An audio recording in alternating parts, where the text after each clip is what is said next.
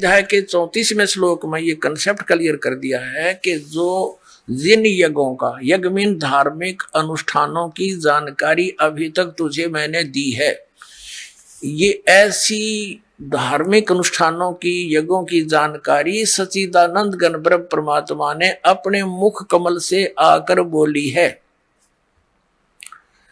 वो सच्चिदानंद घन ब्रह्म की वाणी कहलाती है। उसके अंदर वो सूक्ष्म वेद है, वो तत्व ज्ञान है, उसके अंदर वो विस्तार के साथ कही गई है।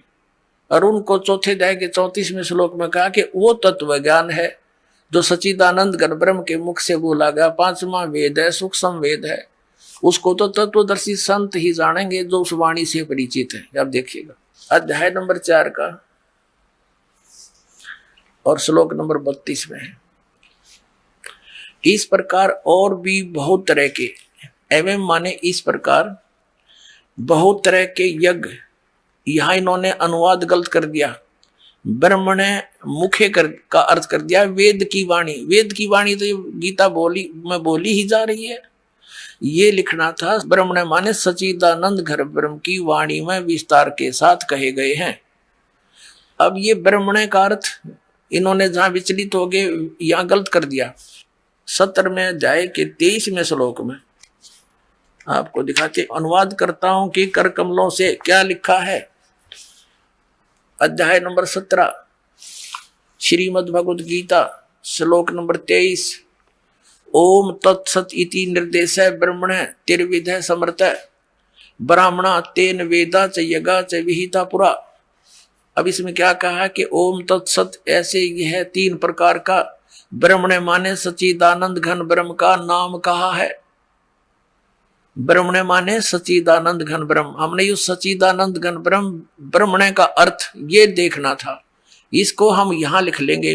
अब हम फिर आगे चौथे अध्याय के 32वें श्लोक पर, ये 32वां श्लोक है, इसमें ये ब्रह्मणे मुखे शब्द है, ब्रह्मणे मुखे।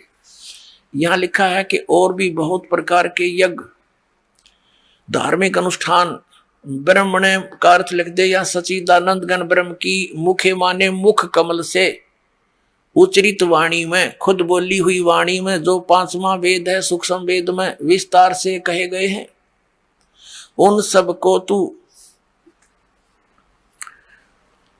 कर्म जान, मन, इंद्री और क्रियाओं, शारीरिक क्रियाओं द्वारा संपन्न होने वाले जान। यानी वो ऐसी विधि है जो काम करते करते, वो ऐसी विधि वर्णित है उसमें 5वें वेद में, सूक्ष्म वेद में, कि काम करते करते नाम उठत नाम बैठत नाम सोवत जागवे, नाम खाते नाम पीते नाम से ती लागवे। कहते काम करते करते करने की बता रखी है। उसको जानने के बाद फिर तो सभी कर्मों से मुक्त हो जाएगा। देखना, इंद्रियों द्वारा संपन्न होने वाले जान, शारीरिक क्रियाओं द्वारा संपन्न होने वाले जान, और इस प्रकार तत्व से जानकर उनके अनुष्ठान द्वारा, यानी उस सच्चिदानंद घन ब्रह्म के द्वारा बोली गई सूक्ष्म वेद 5वें वेद में वर्णित विधि को जानकर फिर तू सभी कर्मों से मुक्त हो जाएगा। देखना, इस प्रकार तत्व से जानकर उनके अनुष्ठान द्वारा कर्म बंधन से सर्वथा मुक्त हो जाएगा।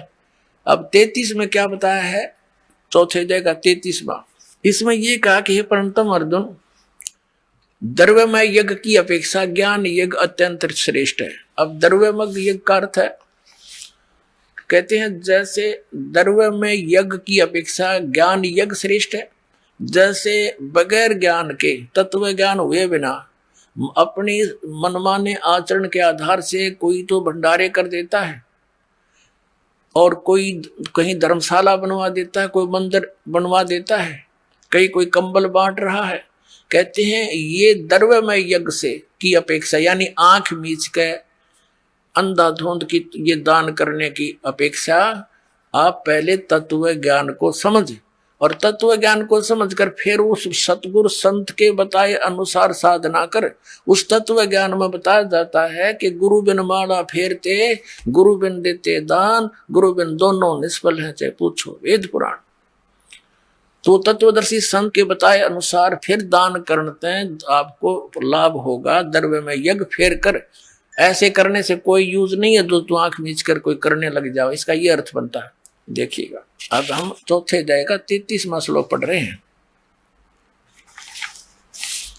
हे परंतम अर्जुन, द्रव्य में यज्ञ की अपेक्षा ज्ञान यज्ञ अत्यंत श्रेष्ठ है, और यावन मात्र संपूर्ण कर्म ज्ञान में समाप्त हो जाते हैं।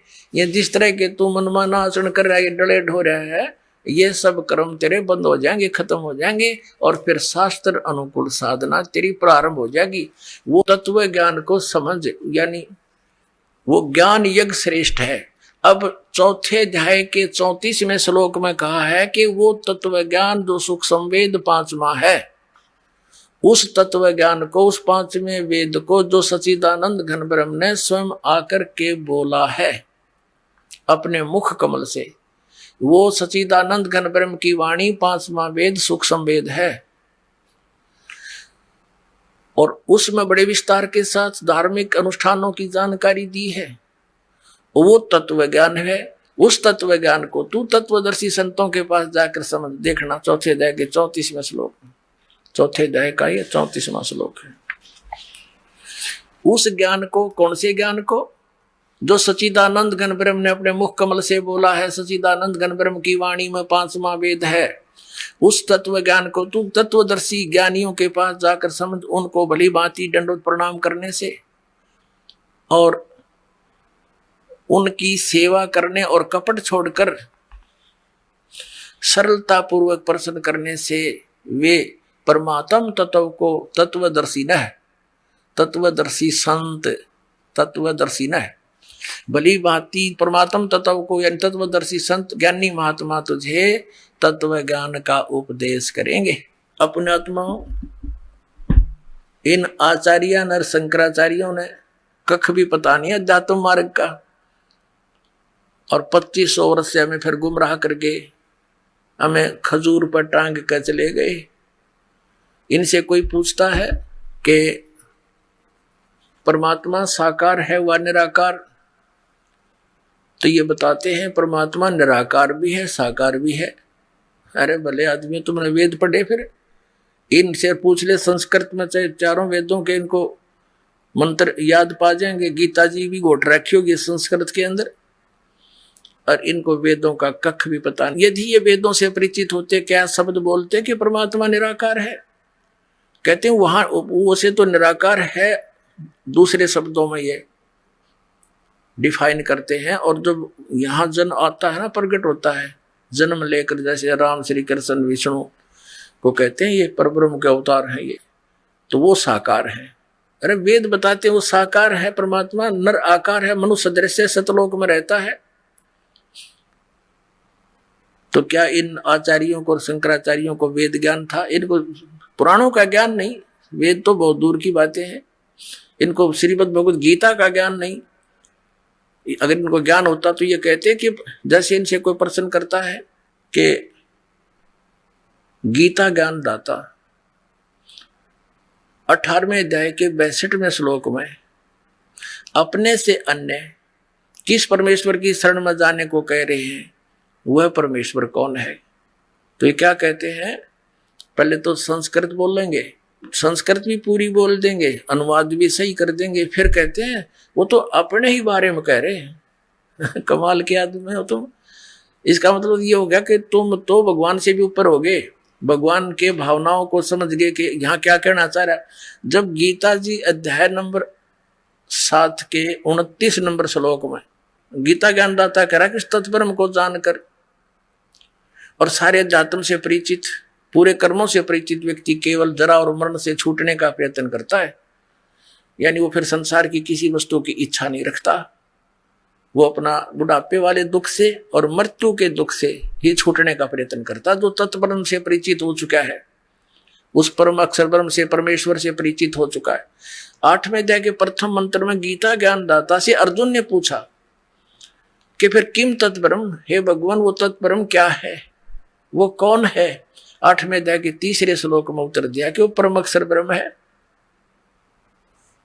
अपने आत्माओं, इतना क्लियर है इस श्रीमद् भगवद गीता में। गीता ज्ञानदाता अपने से अन्य परम अक्षर ब्रह्म, उस परमेश्वर की जानकारी स्पष्ट दे रहा है। और गीता जी अध्याय नंबर 8 के श्लोक नंबर 5 और 7 में गीता ज्ञानदाता कहता है मेरी भक्ति कर, युद्ध भी कर और मुझे ही प्राप्त होगा, तू चिंता ना कर। क्योंकि ये नियम है कि जो अंश में जिसके विभाव में भावित रहता है, जिस पर आश्रित रहता है, जहां आशा तहां बादशाह हुई, वही उसी के पास जाता है। 8 में जाके 5 और 7 में तो गीता ज्ञानदाता अपने विषय में कह रहा कि मेरी भक्ति करेगा तो मुझे प्राप्त होगा। और 8 में अध्याय के गीता जी के 8, 9, 10 श्लोक में उस परम अक्षर ब्रह्म देव पुरुष की तरफ संकेत कर रहा है कि उसकी भक्ति करेगा तो उसको प्राप्त हो जाएगा। क्लियर हो गए दो अलग अलग। अरे ये कहते हैं अपने ही बारे में बोल रहा है कि उन्हें श्री कृष्ण से ऊपर कोई भगवान नहीं दिखाई देता, इनके आध्यात्मिक नेत्रहीन थे ये। परमात्मा ने कहा था कि मोती मुक्ता दर्शत नाही, ये जगह सब अंधरे, दिक्कत के तो नैन चश्म इनका फेरा मोतिया बंदरे। ये दिक्कत बड़े विद्वान मंडलेश्वर शंकराचार्य राचार्य बड़े विद्वान है, संस्कृत घोट कर सुना दे सिख दीव की तरह। और अब ये इनका ज्ञान देख लो कैसा समझे, न वेदों और पुराणों को कैसा आचरण धर्म का कर रहे हैं ये। अब यहां स्पष्ट कर रखा है गीता ज्ञानदाता अपने विषय में तो 2 श्लोकों में स्पष्ट कर रहा है कि मेरी भक्ति करेगा तो मुझे प्राप्त होगा, और उस सच्चिदानंद घन ब्रह्म यानी उस परम अक्षर ब्रह्म की भक्ति करेगा 8, 9, 10 श्लोक 8वें श्लोक अध्याय के में कहा है कि उसको प्राप्त हो जाएगा। अपनी साधना का मंत्र 8वें अध्याय के 13वें श्लोक में गीता ज्ञानदाता कहता ओम इति एकाक्षरम ब्रह्म व्यवहारण माम अनुस्मरण यह प्रयाति तजन देहम से याति परमाम गतिम। मुझ ब्रह्म का केवल एक ओम अक्षर है, अक्षर केवल यही अक्षर है। उच्चारण करता हुआ जो अंतिम श्वास तक इसका स्मरण करता हुआ शरीर छोड़कर जाता है तो वो परम गति को प्राप्त होता है। कौन सी परम गति को? जो ओम के जाप से प्राप्त होगी। वो क्या होगी? वो ब्रह्मलोक प्राप्ति होगी। आपको थोड़ा सा और हिंट देते हैं। श्रीमद देवी भागवत गीता प्रेस गोरखपुर से प्रकाशित है। इसमें श्री देवी जी हिमालय राजा को ज्ञान दे रही है और ब्रह्म के विषय में जानकारी दे रही है। वो कह रही है, देवी जी कह रही है कि सब पूजाएं को त्याग कर केवल एक ब्रह्म की पूजा करो, उसका ओम नाम है और वो ब्रह्म लोक में रहता है। और 8वें अध्याय के 16वें श्लोक में लिखा है कि ब्रह्म लोक पर्यंत भी गए हुए प्राणी वापस जन्म मृत्यु में रहते हैं। अब देखिएगा श्रीमद देवी भागवत यानी देवी पुराण गीता प्रेस गोरखपुर से प्रकाशित है। सचित्र मोटा टाइप, संपादक हनुमान प्रसाद पोदार चिमनलाल गोस्वामी। और ये कहां से छपी है? मुद्रक है, मुद्रक एवं प्रकाशक हैं गीता प्रेस गोरखपुर, गोविंद भवन कार्यालय कोलकाता का संस्थान। ये इनके फोन और फैक्स नंबर। इसके 562 पृष्ठ पर पढ़ेंगे। ये देखिएगा संक्षिप्त देवी भागवत 7वां सकंद और 562 पृष्ठ पे देवी के द्वारा हिमालय को ज्ञानोपदेश और ब्रह्म स्वरूप का वर्णन। पहले तो इसने अपनी भक्ति बताई है लेकिन उसको भी खंडित कर दिया कि यह भी पूर्ण नहीं है।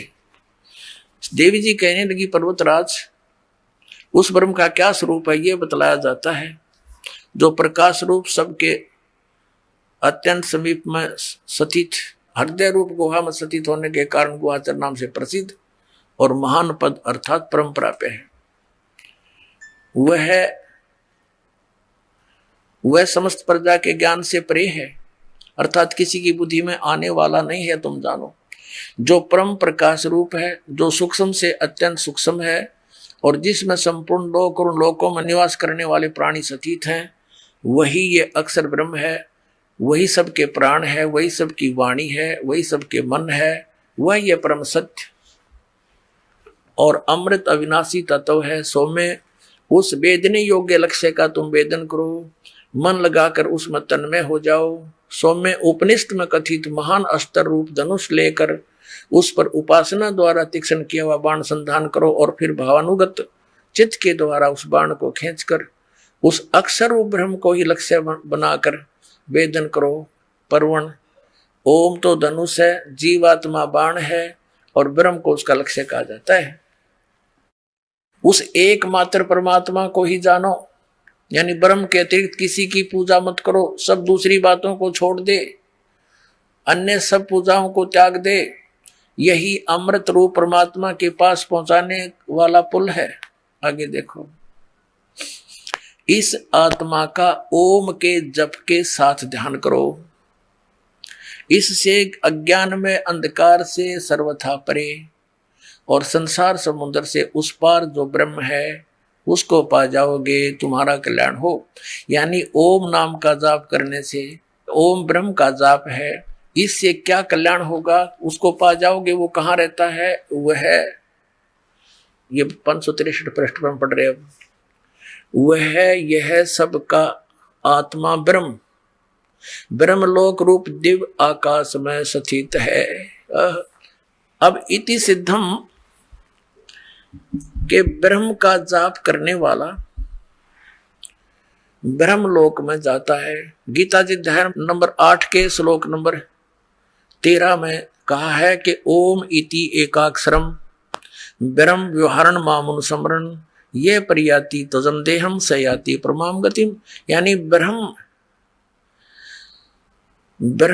ओम नाम से होने वाली जो परम गति है वो ब्रह्म लोक प्राप्ति है, ब्रह्म की साधना है। और 8वें अध्याय 16वें श्लोक में गीता जी में लिखा कि ब्रह्म लोक पर्यंत, ब्रह्म लोक में गए हुए प्राणी भी पुनरावृत्ति के अंदर उनका जन्म मृत्यु बना रहेगा। गीता ज्ञानदाता अपने विषय में कहता दूसरे अध्याय के 12वें श्लोक में और चौथे अध्याय के 5 और 9 श्लोक में, दूसरे 10वें अध्याय के दूसरे श्लोक में कि अर्जुन तेरे और मेरे बहुत जन्म हो चुके, तू नहीं जानता मैं जानता हूं। इससे सिद्ध है कि गीता ज्ञानदाता भी अविनाशी नहीं है, नाशवान है। इसकी पूजा साधना करने से भी जन्म मृत्यु रूपी दीर्घ रोग नष्ट नहीं हो सकता, शाश्वत स्थान प्राप्त नहीं हो सकता, जो 18वें अध्याय के 62वें श्लोक में वर्णित है, क्योंकि ये परमेश्वर नहीं है। इसलिए गीता ज्ञानदाता 7वें अध्याय के 18वें श्लोक में अपनी गति को, यानी ओम नाम के जाप से जो ब्रह्म प्राप्ति है उसको अनुत्तम कह रहा है। इस यानी घटिया है, जन्म मृत्यु का रोग कटे नहीं तो अपने आप अनुत्तम है, उसका क्या व्यूज। और इनसे कोई पूछता है, इन आचार्यों से, मंडलेश्वरों से, कि गीता जी अध्याय नंबर 7 के श्लोक नंबर 18 में गीता ज्ञानदाता अपनी गति को अनुत्तम क्यों कह रहा है। ये कहते हैं यहां अनुत्तम का अर्थ जैसा तुम जानते हो वैसा नहीं, जिससे उत्तम और ना हो। अरे भले व्यक्तियों, अनुत्तम के तुमने अर्थ बदल दिए, शब्दों के अनर्थ कर डाले। उत्तम माने श्रेष्ठ और अनुत्तम माने बोला जिस तो उत्तम और ना हो। ये व्याकरण बदल डाली इन लोगों ने। यदि इनकी बात को सत्य माने कि गीता ज्ञान दाता से श्रेष्ठ कोई भगवान नहीं है, तो ये इसका ये अनर्थ करते भी अच्छा लगते। अनुत्तम माने जिससे श्रेष्ठ कोई ना हो। ये तो खुद कहता है कि मेरे और तेरे तो बहुत जन्म हो लिए, तू भी जन्म मृत्यु में रहेगा। ब्रह्मलोक में गया हुआ प्राणी भी वापस जन्म मृत्यु में आता है। गीता जी अध्याय नंबर 15 के श्लोक नंबर 1 से 4 का सारांश है कि तत्वदर्शी संत जब मिल जावे उसके पश्चात परमेश्वर के उस परम पद की खोज करनी चाहिए, जहां जाने के बाद साधक फिर लौटकर कभी संसार में नहीं आते। और जिस परमेश्वर ने सब ब्रह्मांडों की संसार रूपी वर्ष की रचना की है, जिसकी परवर्ती विस्तार को प्राप्त हुई है, और उसी की मैं शरण हूं और किसी की पूजा नहीं करनी चाहिए। इसलिए 18वें अध्याय के 62वें श्लोक में कहता कि अर्जुन तू सर्वभाव से उस परमेश्वर की शरण में जा, उसकी कृपा से ही तू परम शांति को और सनातन परम धाम को प्राप्त होगा। और ये घुमा फिरा के श्री कृष्ण पहले छोड़ रहे हैं कि अब अपने बारे में कह रहे हैं। ये अध्यात्म ज्ञानहीन प्राणी के वचन होते हैं ऐसे। अब प्रश्न आ रहा है कि श्रीमद् भगवत गीता अध्याय नंबर 8 के श्लोक नंबर 8, 9, 10 में और श्रीमद् भगवत गीता अध्याय नंबर 8 के श्लोक 3, 8, 9, 10 में उस परम अक्षर ब्रह्म के विषय में जो गीता ज्ञान दाता से सुप्रीम है, उसकी साधना के विषय में कहा कि उसकी भक्ति करेगा तो उसको प्राप्त होगा। उसका जाप की विधि मंत्र कौन सा है? 17वें अध्याय के 23वें श्लोक में बताया कि ओम तत्सत इति निर्देश है ब्रह्मणे। तिर्विद्या समर्थ है। ब्राह्मणा तेन वेदा चाहिएगा विहिता पुरा, यानी सृष्टि के प्रारंभ में जो विद्वान पुरुष होते थे, ब्राह्मण माने विद्वान पुरुष, ब्राह्मण से जो ब्रह्म पहचाना, जो तत्वदर्शी संत की संपर्क में आ गए, वो इसी तरह इसी का जाप करते थे। और ये संकेत छोड़ दिया कि ओम तो ये ब्रह्म का जाप है। गीता जी अध्याय नंबर 15 के श्लोक नंबर 16 और 17 में 3 पुरुष हैं, सरपुरुष, अक्षर पुरुष और परम अक्षर पुरुष, परम अक्षर ब्रह्म कहो। तो इन तीनों के ही यहाँ जाप लिखे हैं। सरपुरुष का तो क्लियर लिख दिया ब्रह्म का, और अक्षर पुरुष यानी अक्षर ब्रह्म कहो, परम अक्षर पुरुष परम अक्षर ब्रह्म को। ये तत्व और सत्य ये सांकेतिक छोड़ दिए, गीता ज्ञानदाता को इनका पता ही नहीं, इसलिए कहता ये तो तत्वदर्शी संत बताओगे, उनसे पूछो। तो श्रीमद् भगवत गीता अध्याय नंबर 8 के श्लोक 8, 9, 10 में कहा है कि उस सच्चिदानंद घन ब्रह्म का जो मंत्र है वो ओम तत्सत है। ओम तो ब्रह्म का, तत् सरपुरुष का, सरब्रह्म कहो, इसको सरपुरुष भी कहते हैं ब्रह्म को, जिसको आप ब्रह्म वेल नोन हो गया यो, बाकी ये सरब्रह्म है। और सरपुरुष भी इसी को कहते हैं, फिर अक्षर पुरुष और तीसरा परम अक्षर पुरुष। तो यहां बताया है कि इन तीनों मंत्रों की साधना से, मजदूरी से उस परम अक्षर ब्रह्म की प्राप्ति होगी। उसकी भक्ति करने वाला उसको प्राप्त होगा और मेरी भक्ति करने वाला मुझे प्राप्त होगा। यह कंसेप्ट क्लियर कर रखा है कि गीता ज्ञानदाता 18वें अध्याय के 62वें श्लोक में उस परम अक्षर ब्रह्म की शरण में जाने को कह रहा है कि जहां जाने के बाद फिर लौट कर संसार में नहीं आते, वो सनातन परम धाम को प्राप्त होते। और ये अज्ञानी क्या कहते हैं, अपने बारे में कह रहे हैं श्री कृष्ण, इनकी बुद्धि श्री कृष्ण तो ऊपर उठिए कौन, इनको जातम ज्ञान था ही नहीं, डबो दिया पूरा विश्व। बोलो सतगुरुदेव। परम पिता परमात्मा पूर्ण ब्रह्म सर्व सृष्टि रचनहार कबीर देव, कबीर परमेश्वर, ये हम सभी आत्माओं के जनक हैं, ये सर्व उत्पादक प्रभु हैं। ये परमात्मा वही परमात्मा जो हमारे सदग्रंथों में परम अक्षर ब्रह्म के नाम से, परम दिव्य पुरुष के नाम से विख्यात हैं, प्रसिद्ध हैं, पूर्ण ब्रह्म के नाम से। वो परमात्मा सतलोक में रहते हैं, जिसको श्रीमद् भगवत गीता अध्याय नंबर 18 के श्लोक नंबर 62 में कहा है कि हे अर्जुन, तू सर्व भाव से उस परमेश्वर की शरण में जा, उसी परमेश्वर की कृपा से ही तू परम शांति को और शाश्वतम स्थानम सनातन परम धाम अर्थात सतलोक को, सतलोक माने अविनाशी, लोक माने स्थान, शाश्वत स्थान भी वही है, सतलोक भी उसी को कहते हैं, वहां चला जाएगा। श्रीमद् भगवत गीता अध्याय नंबर 15 के श्लोक 1 से 4 में भी यही स्पष्ट किया है कि तत्वदर्शी संत की प्राप्ति के उपरांत परमेश्वर के उस परम पद की खोज करनी चाहिए, जहां जाने के बाद साधक फिर लौटकर कभी संसार में नहीं आते। तो वो स्थान सतलोक है, जिसको वेदों में ध्रुलोक कहा है, रत धाम कहा है। रत माने सत्य, धाम माने धाम, सतलोक, वो सतलोक में रहता है और मनुष्य दृश्य है। पुण्यात्मा, वही परमात्मा उस सतलोक से चलकर सनातन परम धाम से स्वयं गति करके सह शरीर आते हैं और फिर अच्छी आत्माओं को मिलते हैं, उनको तत्व ज्ञान से परिचित कराते हैं। वो परमेश्वर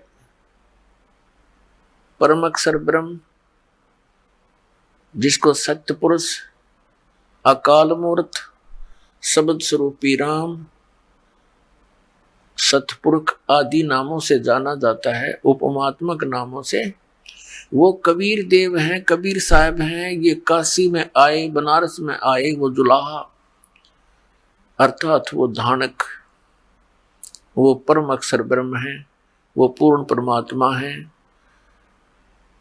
वो प्रत्येक युग में ऐसी लीला किया करते हैं। पुण्यात्माओं, आपका सौभाग्य है कि आप जी को ये यथार्थ ज्ञान सुनने को मिला। ये सदग्रंथ जिनको हम सत्य मानते हैं, जिनमें कौन कौन से सदग्रंथ हैं? पवित्र चारों वेद, ऋग्वेद, यजुर्वेद, सामवेद और अथर्ववेद। पांचवा वेद है, उसका तो इनको ज्ञान ही नहीं है, अभी तक हमारे प्रकाश में आया ही नहीं था। इनके अतिरिक्त पवित्र श्रीमद् भगवद गीता, पवित्र 18 पुराण आदि ये जो सदग्रंथ है, ये लगभग 5500 वर्ष पूर्व श्री वेद व्यास जी द्वारा लिपिबद्ध किए गए थे। और आज इनको 5500 वर्ष हो गए हमारे धर्म गुरुओं को पढ़ते और हमें ये कहते कि हम इन्हीं पवित्र सदग्रंथों के आधार से तुम्हें ज्ञान सुना रहे हैं। हमने यही सोचा, यही समझा, यही विश्वास किया इन हमारे धर्म गुरुओं के ऊपर कि हमारे धर्म गुरु ये संस्कृत भाषा से परिचित हैं। इन्होंने हमें जो ज्ञान दिया वो वेदों, गीता और पुराणों वाला ही होगा। परमेश्वर ने 600 वर्ष पहले आकर के बताया कि आपके ये धर्म गुरु जो हैं, हिंदू और मुसलमानों को, दोनों को ही कहा था कि आपके जो धर्म गुरु हैं ये तुम्हें यथार्थ ज्ञान नहीं बता पा रहे, क्योंकि ये तत्व ज्ञान से अपरिचित हैं। तुम्हारे धर्म गुरु जिस समय परमेश्वर आए उस समय की बात है, यानी सन 1398 से सन 1518 तक 120 वर्ष परमेश्वर यहां रहे थे और फिर सहशरीर चले गए थे। तब उन्होंने कहा था कि न तो हिंदुओं के धर्मगुरु अपने सदग्रंथों से परिचित और न ही मुसलमानों के धर्मगुरु अपनी कुरान शरीफ के यथार्थ ज्ञान से परिचित। परमात्मा ने जब ये सच्चाई कहनी प्रारंभ की तो उस समय के दोनों धर्मों के गुरुओं ने परमात्मा का बहुत विरोध किया और करवाया था जनता से, ये कहकर के ये क्या जाने कबीर जुलाहा अशिक्षित ये सदग्रंथों को कैसे जान सकता है, ये संस्कृत भाषा नहीं जानता है। तो पुण्यात्मा उस समय इनकी दाल गल गई, क्योंकि प्रत्येक प्राणी ये जानता था कि उस समय केवल संस्कृत भाषा के पढ़ने का अधिकार एक ब्राह्मण वर्ग को ही था। अन्य कोई भी प्राणी यानी प्रजाजन संस्कृत भाषा नहीं पढ़ सकते थे।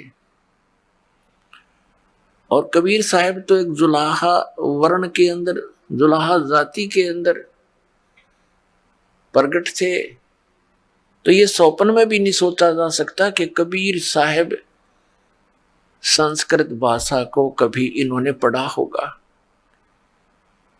और पुण्यात्माओं, परमात्मा की लीला अजीबोगरीब हुआ करती हैं। उन्होंने जानबूझकर इस वर्ण में शरण यानी इस वर्ण में रहे आए प्रकट हुए, क्योंकि कोई ये ना समझ ले आने वाले समय में कि यदि वो ब्राह्मण वर्ण में होते तो ये सोच सकते थे कि उन्होंने कभी सदग्रंथों को पढ़ लिया होगा, इसलिए उन्होंने अपनी वाणी में ये सब यथार्थ लिख दिया। तो ये लीला थी परमात्मा की कि उस वर्ण में, जुलाहा वर्ण में जो कि संस्कृत के निकट भी नहीं जा सकते, ब्राह्मणों से भी दूर 10 कदम दूर खड़े होकर बातें करते थे, शूद्र को निकट नहीं आने देते थे ब्राह्मण लोग। तो उस समय परमात्मा ने अपनी अमृत वाणी बोली थी कि ये ब्रह्मा विष्णु महेश ये तीनों नासवान हैं। पुण्यात्माओं, आज से 600 वर्ष पहले ये बात कोई कहे तो जनता से सिर फड़वा दें, ये नकली धर्मगुरु, ये नकली अज्ञानी जो स्वयं सदग्रंथों से अपरिचित, और परमात्मा ने सच्ची बताई तो उनका विरोध करवा दिया। ऐसा ही परमेश्वर के साथ किया गया था। बहुत बुरी यातनाएं दी गई थी, लेकिन वो समर्थ थे। कबीर परमेश्वर समर्थ हैं, उनका वो कुछ बिगाड़ नहीं सके। तो पुण्यात्माओं, आज हम परमात्मा ने शिक्षित किए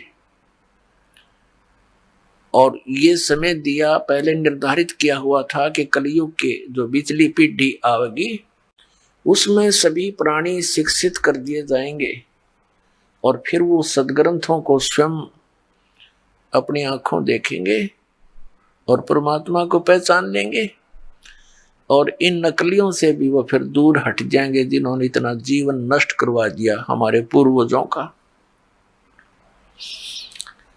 हमारे सदग्रंथ बताते हैं कि श्री ब्रह्मा, श्री विष्णु, श्री शिव जी ये नासवान हैं, इनकी जन्म मृत्यु होती है, इनके माता पिता हैं। और हमारे धर्म गुरु कहा करते थे ये अजरो अमर है। एक ब्रह्मा जी को तो ये बताते थे इनकी जन्म मृत्यु होती है, लेकिन भगवान विष्णु, भगवान शिव को ये कहा करते थे इनकी जन्म मृत्यु नहीं होती। आपको थोड़ा सा कंसेप्ट क्लियर करते हैं कि ब्रह्मा विष्णु महेश तीनों नासवान हैं, इनकी जन्म मृत्यु होती है। और इनकी माता कौन है देखिएगा, श्रीमद देवी भागवत सचित्र मोटा टाइप, गीता प्रेस गोरखपुर से प्रकाशित है। संपादक हनुमान प्रसाद पोदार चिमनलाल गोस्वामी। कहाँ से प्रकाशित है? प्रकाशक एवं मुद्रक है गीता प्रेस गोरखपुर, गोविंद भवन कार्यालय कोलकाता का संस्थान। ये इनके फैक्स और फोन नंबर। इसके 123 पृष्ठ पे और तीसरे स्कंद में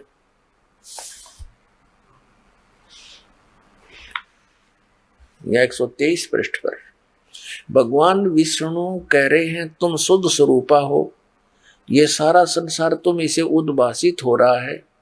अपनी माता दुर्गा शक्ति की उपमा कर रहे हैं, महिमा कहते हुए, स्तुति करते हुए बोल रहे हैं मैं ब्रह्मा और शंकर हम सभी तुम्हारी कृपा से विद्यमान हैं।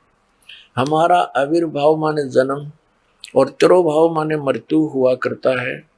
केवल तुम ही नित्य हो, जगत जननी हो, प्रकृति और सनातनी देवी हो।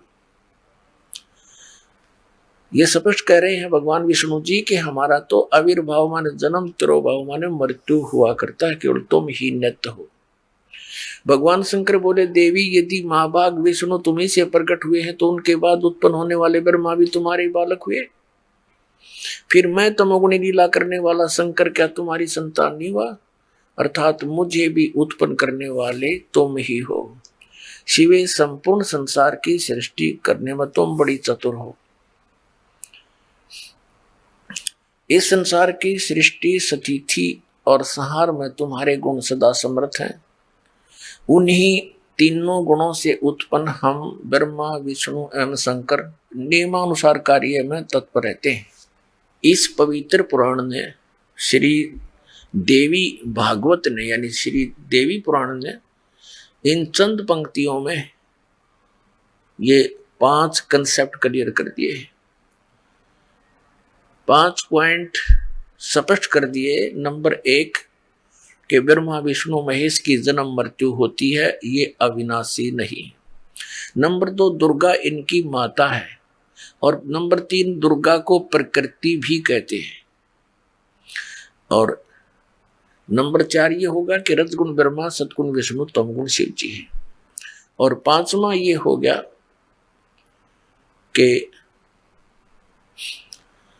ये केवल नियमानुसार कार्य में ही तत्पर रहते हैं। ब्रह्मा विष्णु महेश केवल वर्क डन दे सकते हैं, आपके भाग्य में, प्रारब्ध में या किसी भी प्रकार का लाभ हानि कम और अधिक ये नहीं कर सकते।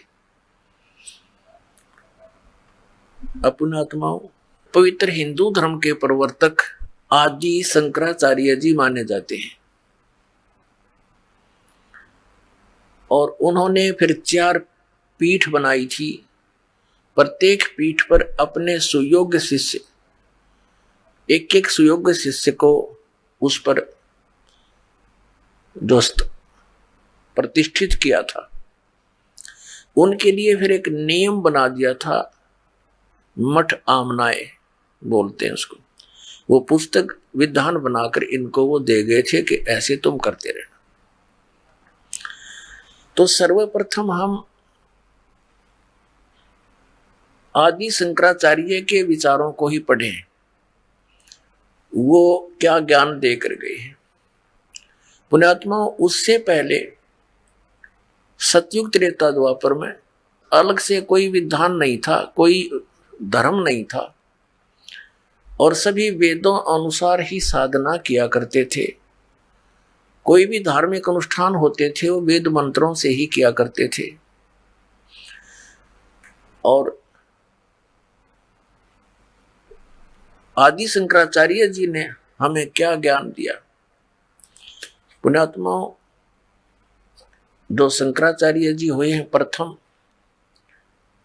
उनका एक बहुत बड़ा योगदान है, एक बड़ा उपकार है। उन्होंने बुद्ध धर्म के प्रचार को रोक दिया। चीन में हुआ था बुद्ध धर्म का प्रचार, पूरा चीन नास्तिक हो गया। कारण क्या रहा कि महात्मा बुद्ध जी ने जो परमात्मा से राहत पाने की पूजा की विधि बताई, वो शास्त्र विधि को त्याग कर मनमाना आचरण था, जिस कारण से आध्यात्मिक लाभ किसी को नहीं हुआ। अंत में 1000, 2000, 4 या 2500, 3000 वर्ष तो हो चुके उस महात्मा बुद्ध के जन्म को, क्योंकि आदि शंकराचार्य से पहले उनका जन्म था। उस समय तो बुद्ध धर्म बहुत प्रचार यानी चरम सीमा पर था। तो उस समय से और अब तक बुद्ध धर्म के अनुयायियों को आध्यात्मिक लाभ नहीं हुआ, जिस कारण से वो नास्तिक हो गए कि अपना करो और खाओ, भगवान भगवान कुछ नहीं है। अब उस बुद्ध धर्म को रोकना एक बहुत बड़ा उपकार हमारे ऊपर रहा, लेकिन बात वहीं की वहीं रही, आसमान से गिरे खजूर में अटक गए। अब इन शंकराचार्य जी ने हमें क्या ज्ञान दिया, एक झलक दिखाते हैं। ये है सांकर पंचम। ये सांकर पंचम नामक एक पुस्तक है और इसके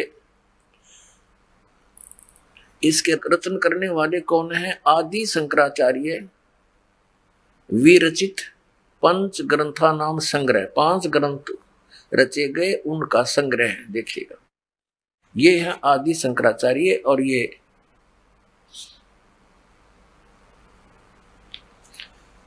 इसकी अनुवादकर्ता कौन है? इन्होंने संस्कृत में लिखा था। अनुवाद करता है, व्याख्याकार है जगत गुरु शंकराचार्य स्वामी स्वरूपानंद सरस्वती जी महाराज। ये देखिएगा, सांकर पंचम, ये है अपरोक्षानुभूति, तत्वबोध, आत्मबोध, ये मणिरत्नमाला, भज गोविंद, ये इसके अंदर 5 ग्रंथ हैं। इसके अनुवादक हैं श्री मत परमहंस परिव्राजक आचार्य ज्योतिर्द्वारके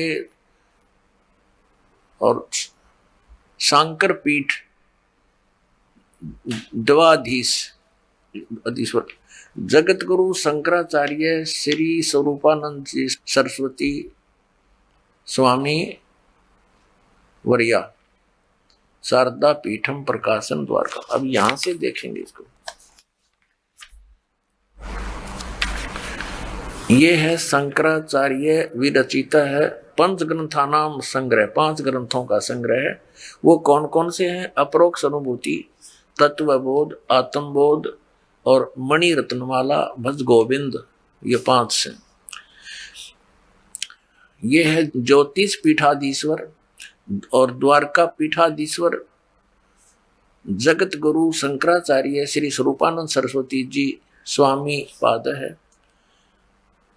परिणीतया यानी इसने हिंदी टीका किया है शंकर सप्रया नाम से इन 5 ग्रंथों का जो संस्कृत में वर्णित है। प्रकाशन है शारदा पीठ प्रकाशनम, द्वारका 361 335 जामनगर गुजरात, इनके कोड नंबर, ये दूरभाष नंबर। ये कहाँ से छपा है? Shri Mata computers private limited, ये मुद्रक है। 20/7/125 केदार घाट वाराणसी से। पहले इनका बताते हैं, देखिएगा। ये ज्ञान का स्वरूप बताया है पृष्ठ नंबर 10 पे। यहाँ क्या बताया है कि ज्ञान का स्वरूप मैं सम शांत और सच्चिदानंद स्वरूप ब्रह्म हूं। असत स्वरूप मैं नहीं हूं। ब्रह्मो वाम अहम, वह ब्रह्म मैं ही हूं। अर्थात जीव ही ब्रह्म है, इनका ये विधान है। मैं स्वयं निराकार, निर्मल, अविनाशी, अवय और निर्विकार हूं। मैं दुखहीन, आभासहीन, विकल्पहीन, व्यापक और व्यापक हूं। देह मैं नहीं हूं। मैं सुखी, दुखी, संसारी, स्थूल, कृष्ण आदि समस्त अध्यायों से परे हूं। सर्व रोग रहित मैं निरामय, निराभास तथा व्यापक हूं। ठीक। अब 15 पर देखिएगा। इसके 15 पृष्ठ पर क्या कहा है? एवं देह आत्मा पुरुष ईश्वर है। इसका अर्थ इन्होंने क्या? मैं आत्म स्वरूप हूं अर्थात पुरुष ही ईश्वर है। यहां थोड़ा सा घुमा गई। मैं आत्म स्वरूप ईश्वर है, मैं आत्म स्वरूप ईश्वर हूं, ये कहना था। मैं आत्म स्वरूप हूं, पुरुष ही ईश्वर है, यानी मैं ही ईश्वर हूं। इसका अर्थ यह है। इन्होंने थोड़ा घुमा दिया अनुवाद करते इसमें, कोई बात नहीं। आगे फिर देखते हैं। अब पृष्ठ 46 और 47 पर ले चलते हैं। ये देखिएगा, ये 45 पृष्ठ पे इसी ये साफ लिखा शंकर पंच के ये अपरोक्षानुभूति नामक ग्रंथ का अनुवाद यहां चल रहा है। इसके अंदर ही इस पे क्या कहा कि मैं ब्रह्म ही हूं। ठीक हो गया। फिर यहां लिखा है 46 पे, अहम ब्रह्मास्मि, मैं ब्रह्म ही हूं। यह सदवर्ती से जो परमानंदायिनी निरालम सतीथि है उसे ध्यान कहते हैं। ये इनका ध्यान है कि मैं ब्रह्म ही हूं, मैं भगवान ही हूं। अब आते हैं 71-72 पे। ये प्रश्न नंबर 71 पर आत्मबोध नामक ग्रंथ है। इसका अनुवाद किया है। यहां देखिएगा, किंतु असंग सच्चिदानंद स्वरूप प्रकाश रूप सर्व आत्म सर्व अंतर्यामी चिदाका स्वरूप हूं मैं ही। मैं देह पुरुष, मैं देह हूं, पुरुष हूं, ऐसा नहीं। ये तो सब नकारा किया कि ऐसा निश्चय नहीं होना चाहिए। पुरुष नहीं हूं, किंतु ये है। आगे फिर लिखा है कि मैं स्वयं ब्रह्म ही हूं, मैं स्वयं भगवान ही हूं, जीव के विषय ये ज्ञान है इनका। अप्रोक्ष ज्ञान द्वारा संपूर्ण क्रम बंधनों से वह ज्ञानी सर्वथा मुक्त हो जाता है, वही सच्चा जीवन मुक्त है। अब 72 पर देखिए। ये 72 पृष्ठ है आत्मबोध का, शंकर पंचकम।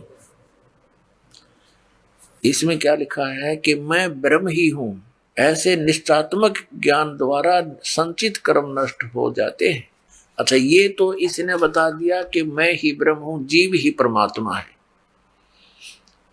इसे सिद्ध हो गया कि वह ईश्वर मैं ही हूं, यानी जीव ही परमात्मा है। इनका ये विधान है। और फिर ये क्या कहते हैं, श्री कृष्ण और शंकर भगवान की पूजा करनी चाहिए। देखिएगा इसी के शंकर पंचम चल रहा है 136 पर।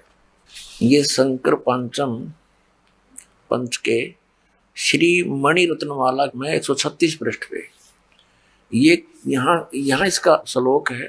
इस श्लोक का ये स्वरूपानंद जी श्री आदि शंकराचार्य द्वारा लिखे गए अपने अनुभव का ही अनुवाद कर रहे हैं। इसमें पूछा कि कार्य किम, क्या करना चाहिए, किम विधेयम, क्या विधान है, तो कहता मलिनम शिव अर्चा। यहां देखा इसका उत्तर, ये प्रश्न, ये क्या प्रश्न, क्या करना चाहिए। शंकराचार्य जी कह रहे हैं भगवान शिव की पूजा करनी चाहिए। फिर जीव कहाँ गया, अब भगवान शिव की पूजा करनी चाहिए तो जीव कहाँ रह गया भगवान। फिर आगे और दिखाते हैं इनके कलाबाजी 128 पृष्ठ पे दिखाते हैं आपको। ये देखिएगा ये 127 पृष्ठ पे 10वां श्लोक है, ये श्री मणि रत्नमाला का, उसी शंकर पंचके में पंचंक में। यहाँ ये संस्कृत है, कार्य मया का, मेरा कार्य क्या है, शिव विष्णु भक्ति, ये संस्कृत है। यहाँ अनुवाद किया श्री स्वरूपानंद जी ने। वो श्लोक है संस्कृत में शंकराचार्य का, आदि शंकराचार्य। प्रश्न मुझे क्या करना चाहिए, ये इसमें शपथ है कि मया कार्य मया का, मुझे क्या करना चाहिए। इसमें लिखा शिव विष्णु भक्ति, बस यह करनी चाहिए। नहीं देखो इसका अनुवाद इन्होंने कहा है, प्रश्न मुझे क्या करना चाहिए, 128 पृष्ठ पे है ये। मुझे क्या करना चाहिए, भगवान शिव और विष्णु की भक्ति करनी चाहिए। अब जीव की तरह गया वो फिर भगवान। अब परमात्मा कहते हैं ये माला पैर हुए हैं मुक्ता, सटदल उआ बाई बकदा। ये उआ बाई बकरे है इनके कोई सिर पैर इन शंकराचार्यों के ज्ञान का, ना कोई वेद आधार। श्रीमद् भगवत गीता में कहीं लिखा है शंकर और विष्णु की पूजा करने को, शिव की और विष्णु की पूजा करने को। तो श्रीमद् भगवत गीता अध्याय नंबर 16 के श्लोक 23-24 में कहा कि अर्जुन, जो शास्त्र विधि को त्याग कर मनमाना आचरण करते हैं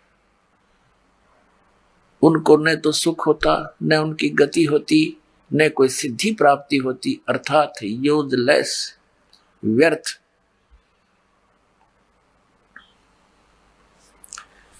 अब देखिएगा इसी 128 पृष्ठ पे शंकर पांचम वही चल रहा है, शंकर पांचम। और ये श्री मणि रत्नमाला 128 पृष्ठ पे आपने पूछा, इन्हीं का प्रश्न है मूर्ख कौन है, जिसमें विवेक नहीं वह मूर्ख है। अब देखिए इनका विवेक, मुझे क्या करना चाहिए, भगवान शिव और विष्णु की भक्ति करनी चाहिए। और देखिए अब 72 पृष्ठ पे 71 पृष्ठ पे क्या कह रहे हैं, मैं स्वयं ब्रह्म ही हूं, आत्मा ब्रह्म है। मैं फिर 72 पे कह रहे हैं मैं ब्रह्म ही हूं, ऐसे निश्चयात्मक ज्ञान द्वारा संचित कर्म नष्ट हो जाते हैं। अपने आप को न सोच ले मैं ब्रह्म हूं, बस मैं भगवान हूं। फिर शंकर भगवान की पूजा किस लिए करनी जरूरत है, इससे तो सारा काम बड़ी ज्ञानियों कहण मात्रते हैं, सोचन मात्रते हैं कि मैं भगवान हूं। फिर भगवान शिव और विष्णु की पूजा की क्या आवश्यकता रहेगी। तो आप निर्णय कर लेना मूर्ख कौन है। ये देखिएगा इसकी भूमिका के अंदर क्या लिखा है, इस शंकर पंचम भूमिका, इसमें क्या लिखा है, इसके हम चलते हैं प्रश्न नंबर 14 पे। ये देखिएगा इसमें क्या बताया है, आपने जिन विषयों पर अधिक बल दिया है, भूमिका बनाता है अनुवादकर्ता। अनुवादकर्ता श्री स्वरूपानंद जी हैं, शंकराचार्य 2 पीठों के पीठाधीश्वर। और ये कह रहे हैं कि इस अनुवाद जो मैं करने जा रहा हूं इसका, तो इसमें लिखा है कि उसमें इस 5 इकट्ठे किए हुए ग्रंथों में उन्होंने क्या विशेष ज्ञान दिया है। देखिएगा ये प्रश्न नंबर 14 पर, आपने जिन विषयों पर अधिक बल दिया उनमें सत्संगति, गीता पाठ, श्री शंकराचार्य के बारे में लिखा है, और भगवान विष्णु शिव व श्री कृष्ण की भक्ति, गंगा जल का पीना, पान आदि आदि इनके ये मुख्य है। आत्मज्ञान की आवश्यकता आदि पर रेखांकित किया। आप जी को आदि शंकराचार्य जी के विचार सुना रहा है ये दास, और कहते हैं, परमात्मा कहते हैं कबीर साहब जी के एक हाथी के पैड में और सब जीवों की पैड।